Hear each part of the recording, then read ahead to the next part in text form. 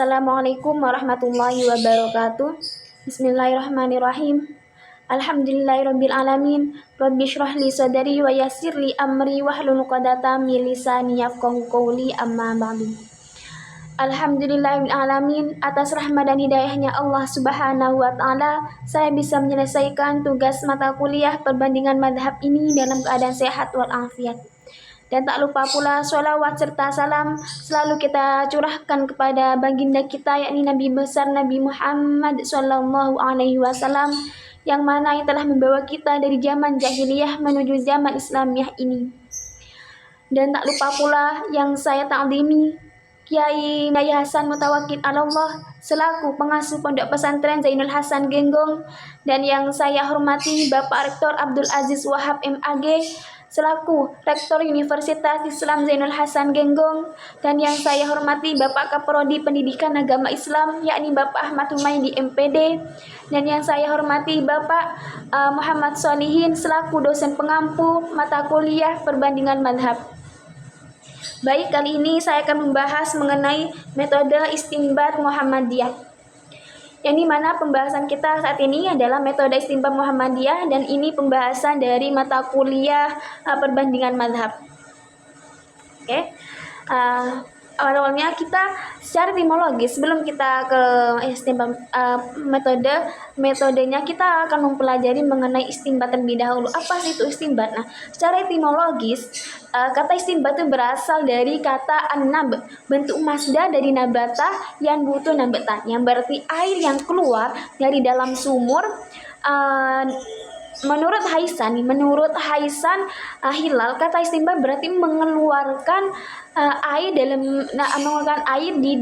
dalam tanah. Nah, kata istinbat digunakan dalam arti al-istikhraj, atau mengeluarkan dan bisa juga menjelaskan, maksudnya gini, kata istikhraj itu artinya mengeluarkan atau menjelaskan sesuatu yang sebelumnya masih belum jelas. Nah, secara terminologisnya, kata istinbat berarti upaya mengeluarkan makna dari Al-Quran dan As-Sunnah yang berkaitan dengan hal-hal yang sulit dan penting dengan mencurahkan kekuatan nalar dan kemampuan yang optimal. Nah, sedangkan ahkam atau hukum merupakan konsekuensi dari adanya istinbat, yaitu sesuatu yang berkaitan dengan pekerjaan orang mukallaf dan sudah mempunyai kewajiban dalam menjelaskan syariat Islam.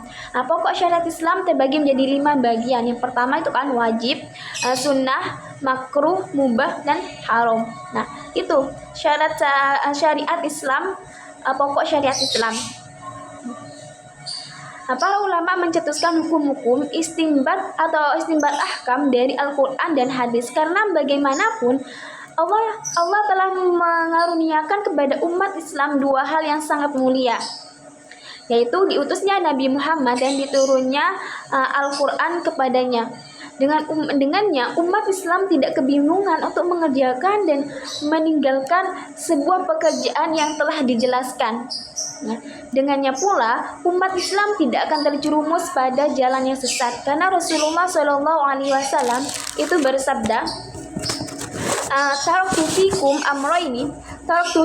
amroini lan tadillu ma tamassaktum bihima kitaballahi wa sunnata rasulih. Bagaimana artinya ya? Artinya, sungguh telah kutinggalkan pada kamu dua perkara kamu tidak akan sesat selama berpegang teguh kepadanya, yaitu Alkitabullah, Al-Quran, dan Sunnah Rasulnya. Hadis riwayat Al-Man. Oleh karenanya, sejak awal agama Islam itu tumbuh, para ulama dari kalangan sahabat, para imam mazhab, dan ulama kalangan salaf klasik maupun kontemporer dari zaman ke zaman itu menaruh perhatian yang sangat besar kepada kedua sumber tersebut. Perhatian mereka bukan sekedar menjadikan keduanya sebagai bahan bacaan dan hafalan. Mereka bahkan selalu berusaha untuk memahami dan mengkaji hukum-hukum dan hikmah yang bisa diambil dari keduanya. Seperti itu. Nah, dan hal itu tentu tidak bisa diperoleh kecuali dengan pemahaman yang utuh dan benar pada keduanya. Dengan upaya para ulama yang selalu mengkaji dan mendalami, akhirnya mereka mengeluarkan hukum istinbat ahkam baik dari Al-Quran maupun hadis. Sejarah Muhammadiyah. Setelah kita mengetahui tentang apa itu istinbat, kita mengalih pada sejarah Muhammadiyah. Sejarah Muhammadiyah perlu teman-teman ketahui seperti apa sejarah Muhammadiyah. Sejarah Muhammadiyah itu berdiri pada bulan Dzulhijjah, itu 8 Dzulhijjah 1330 Hijriah atau 18 November 1912 Masehi. Yang itu merupakan momentum penting lahirnya Muhammadiyah. Itulah karena sebuah gerakan Islam modernis dan besar di Indonesia yang melakukan perintis atau kepeloporan kemurnian sekaligus pembaruan Islam di negeri berpenduduk terbesar Muslim di dunia. Sebuah gerakan yang didirikan oleh seorang kiai alim, cerdas dan berpembaru dan berjiwa pembaru, yakni Kiai Haji Ahmad Dahlan atau Muhammad Darwis, dari kota Santri Kauman Yogyakarta. Jadi Muhammadiyah ini didirikan di kota Yogyakarta. Perlu ke teman-teman ketahui kata-kata Muhammadiyah secara bahasa itu berarti pengikut Nabi Muhammad. Penggunaan kata Muhammadiyah dimaksudkan untuk menisbahkan atau menghubungkan dengan ajaran dan jejak perjuangan Nabi Muhammad. Kelahiran Muhammadiyah sebagaimana digambarkan itu melekat dengan sikap, pemikiran, dan langkah Kiai Dahlan sebagai pendirinya yang mampu memadukan gambaran maksudnya mampu memadukan paham Islam yang ingin kembali pada Al-Quran dan Sunnah Nabi dengan orientasi tajdid yang membuka pintu ijtihad untuk kemajuan. Sehingga memberi karakter yang khas dari kelahiran dan perkembangan Muhammadiyah di kemudian hari. Kiai Ahmad Dahlan ini sebagai para pembaru Islam lainnya, tetapi dengan tipikal yang khas, memiliki cita-cita membebaskan umat Islam dari keterbelakangan dan pembangunan kehidupan yang berkemajuan. Melalui tajdid pembaruan yang meliputi aspek-aspek tauhid atau akidah, ibadah muamalah dan pemahaman terhadap ajaran Islam dan kehidupan umat Islam. Bahkan lebih mendasar lagi, kelahiran Muhammadiyah ini sebagai gerakan Islam melalui sistem organisasi juga memperoleh rujukan teologis sebagaimana tercermin dalam Al-Quran surah Ali Imran ayat ke-104 yang memerintahkan adanya sekelompok orang untuk mengajak kepada Islam, menyuruh pada yang ma'ruf dan mencegah dari yang mungkar. Ayat Al-Quran tersebut di kemudian hari bahkan dikenal sebagai ayat Muhammadiyah karena Muhammadiyah ini mencerminkan organisasinya kepada surah Ali Imran ayat 104 ini. Jadi Muhammadiyah ini dengan inspirasi Al-Quran surah Ali Imran 104 tersebut ingin menghadirkan Islam bukan sekedar sebagai ajaran transendensi yang mengajak pada kesadaran iman dan bingkai tauhid semata, bukan sekedar Islam yang murni tetapi tidak hirau terhadap kehidupan, bukan. Apalagi Islam yang murni itu sekedar dipahami secara parsial, namun lebih jauh lagi Islam ditampilkan sebagai kekuatan dinamis untuk transformasi sosial dalam dunia nyata kemanusiaan yang melalui gerakan humanisme atau mengajak pada serba kebaikan dan emansipasi atau liberalisasi, yaitu pembebasan dari segala kemungkaran. Sehingga Islam diaktualisasikan sebagai agama langit yang membumi, yang menandai terbitnya fajar baru reformis atau modernis Islam di Indonesia. Muhammadiyah ini mendefinisikan dirinya sebagai gerakan Islam, dakwah amar ma'ruf nahi mungkar, dan tajdid bersumber kepada Al-Quran dan As-Sunnah,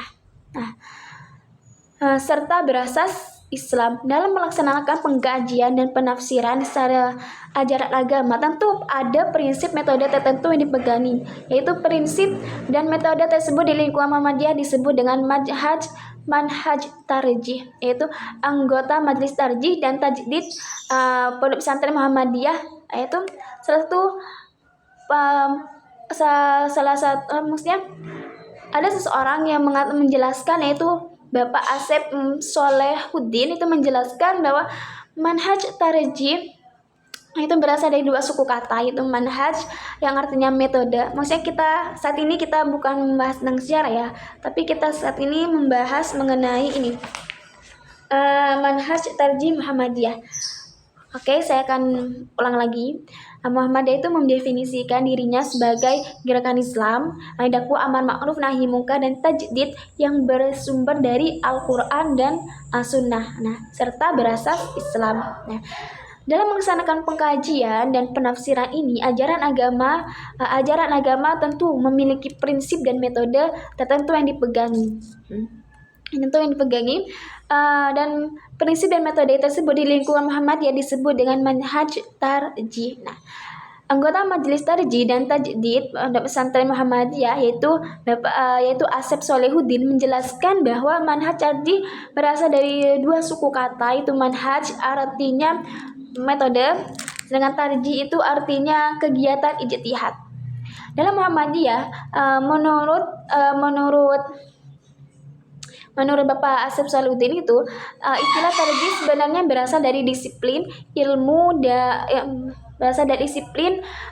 usul fikih. Kemudian mengalami pergeseran sehingga tarjih tidak lagi hanya diartikan kegiatan sekedar menguatkan suatu dalil atau pilih memilih. Di antara pendapat yang sudah ada, mereka telah diidentik dengan ijtihad itu sendiri.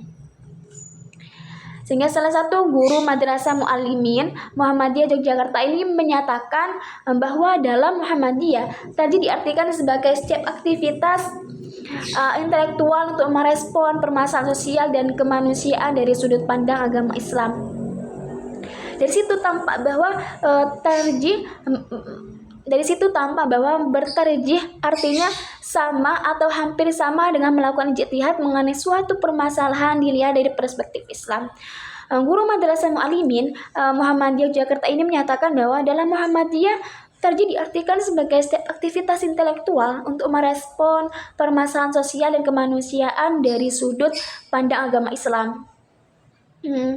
Dari situ tampak bahwa tarjih artinya sama atau hampir sama, maksudnya sama atau hampir sama dengan melakukan ijtihad mengenai suatu permasalahan yang dilihat dari perspektif Islam. Nah, dari situ kita bisa menyimpulkan bahwasanya Muhammadiyah, bahwa istinbat Muhammadiyah, maksudnya metode istinbat Muhammadiyah ini langsung pada sumber utama ajaran Islam, yaitu pada Al-Quran dan Al-Hadis. Jadinya jika tidak terdapat dalam Al-Quran dan Al-Hadis, Muhammadiyah juga menempuh jalan ijtihad dengan menggunakan metode qiyasi, illahaki dan istislahi ya, seperti itu. Jadi jikalau Muhammadiyah ini, jadinya metode istinbat Muhammadiyah ini menggunakan 3 metode. Jika tidak terdapat dalam Al-Quran dan Hadis, Muhammadiyah juga menempuh jalan ijtihad, yaitu dengan menggunakan metode ijtihad qiyasi, illahki yang juga istislahi. Seperti itu, teman-teman. Mungkin hanya itu saja yang dapat saya sampaikan. Kurang dan lebihnya saya mohon maaf yang sebesar-besarnya. Wassalamualaikum warahmatullahi wabarakatuh. Dan untuk teman-teman, ini tugas Hanifida dari saya, itu tugas Hanifida tentang metode istinbat Muhammadiyah.